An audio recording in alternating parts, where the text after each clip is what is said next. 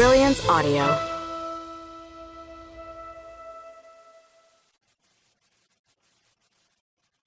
When the Rain Ends by Mary Ellen Taylor. Performed by Megan Tusing.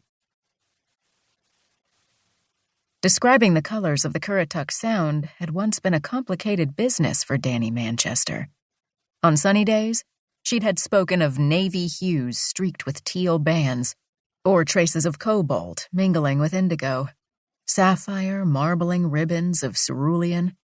On overcast mornings, she'd have searched the greens on her metal color wheel for olives, emeralds, and jades.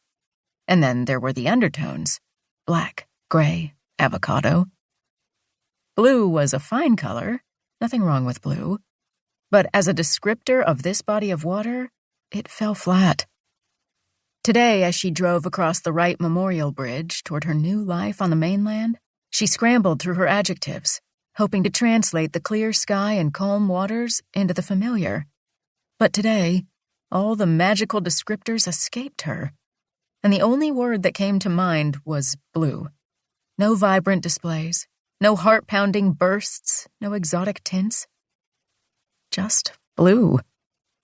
Light, clarity, vision. They were her stock in trade as an artist and gallery owner, and they were all fading. Dani's carefully curated future had been rewritten a year ago by a doctor in Norfolk, Virginia, who'd told her she was slowly losing her sight. Retinitis pigmentosa was what the doctor called it. A genetic disease that, in her case, had led to the slow narrowing and darkening of her vision. Her doctor had likened her field of vision to the interior of a pipe. For now, the cylinder was almost at full capacity, but it would narrow to the circumference of a straw. It could be years, number undetermined, before she lost her vision completely, or it might all vanish next fall. She'd made it through the tourist season last year at her Duck, North Carolina art gallery because she was so familiar with every turn in the road, all the street crossings and speed limit signs and parking lot entrances. During last winter's lull, for the first time in her life, she'd dreaded the arrival of the spring and summer tourists. The season always brought vacationers who crossed Duck Road without looking, cycled a knife's edge from traffic, or didn't anticipate cars pulling out of driveways like hers. The air tightened as the radio played the most recent Taylor Swift song. A glance in her rear-view mirror confirmed that her daughter, Bella, outfitted with wireless earbuds, was not listening as her head leaned against the window. Bella's expression was lost and forlorn. The last link to her old life was ending. The child was convinced she'd never be happy again. Maybe it would take time, but Dani hoped that at some point they both would look back on this day as a good day. Sitting next to Bella was their 18-month-old dog, Rosie, a shepherd mix who'd been pocket-sized when they'd picked her out. She now weighed 65 pounds. Rosie looked out the window, alert. This was her first trip across the big bridge and the Currituck Sound, and she was, as always, excited. Bella had a right to believe her world was crumbling, and it had nothing to do with this move.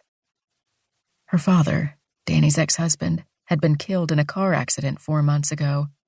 A restaurateur opening 2 new establishments, Matthew Peterson had been working 20 hours a day and doing the work of 5.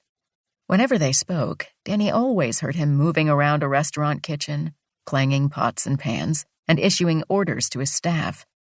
If he wasn't in the kitchen, he was driving to the other location or a farmer's market. All the scraps of his time went to Bella, and there was never a doubt that Matthew adored his only child. However, the time he cobbled together was often fragmented by tasks on a never-ending to-do list.